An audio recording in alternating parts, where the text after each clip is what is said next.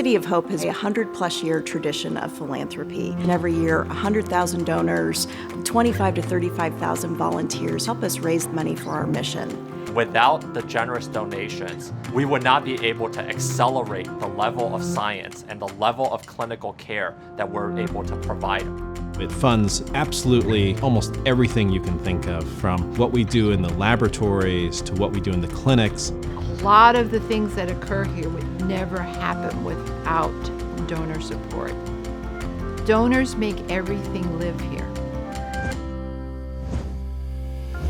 We have coined this phrase here at City of Hope, speed to cure. We like to say, wait is a 4-letter word for a cancer patient. A speed to cure to us is very important because time is of the essence for everybody that has the disease. Tomorrow's ideas and therapies today. If you get up every morning with that in your mind, you come to work with urgency. We know what our jobs are, and we know for whom it's being done.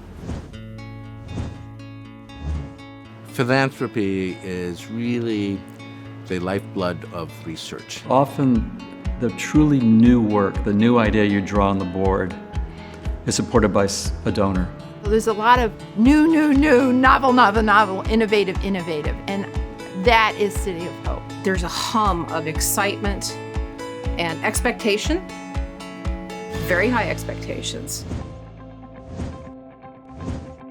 City of Hope is known for a place where we cure cancers. So what we try to do is learn from those successes and translate this to be used in type 1 diabetes.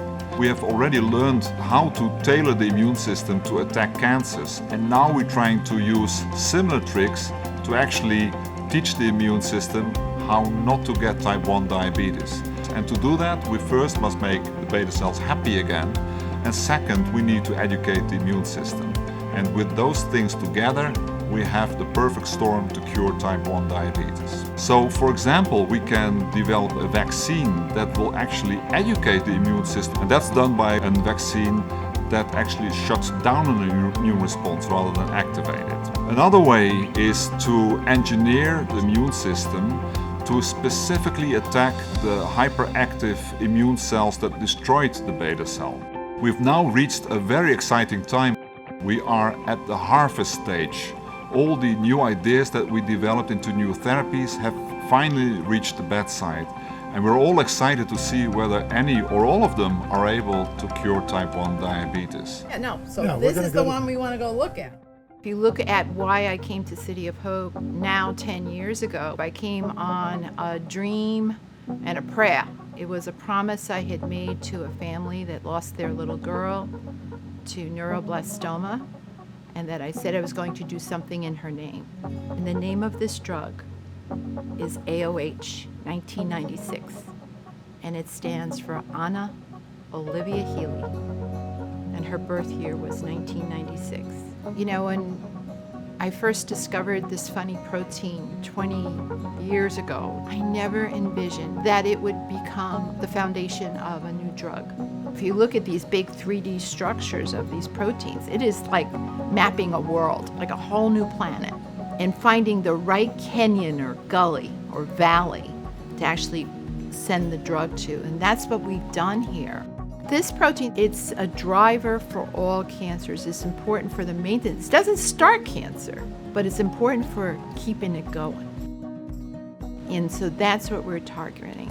We are days away from submitting our application to the FDA to perform the first in-human trial of this drug, a phase 1 study that will be led here at City of Hope. We'll be the first people to actually bring to a clinical trial a drug for this target. This is what makes me so excited. Our philanthropy partners allow us to be able to make progress, to be able to go in and move at speed so that we can actually take something very quickly to humans.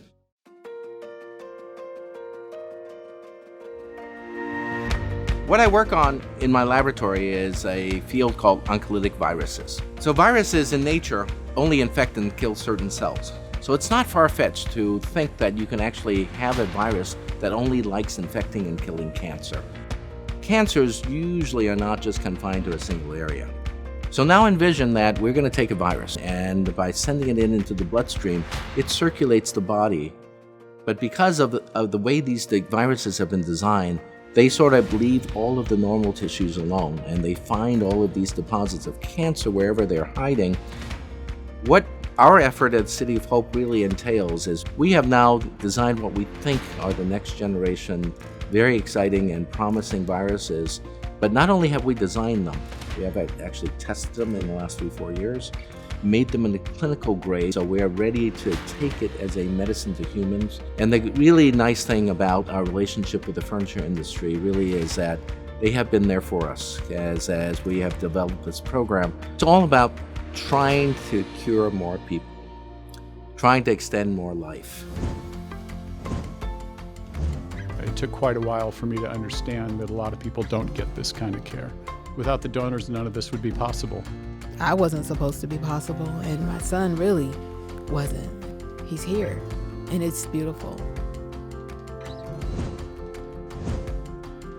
If industry doesn't step up and support research, it's just not going to happen fast enough, and we're going to lose too many people that we care about to this dreaded disease. This is the place to invest in. This is the place where research is going to make a difference in patients' lives. And philanthropy really is not just about dollar amounts, it's about an invitation to join us in that journey.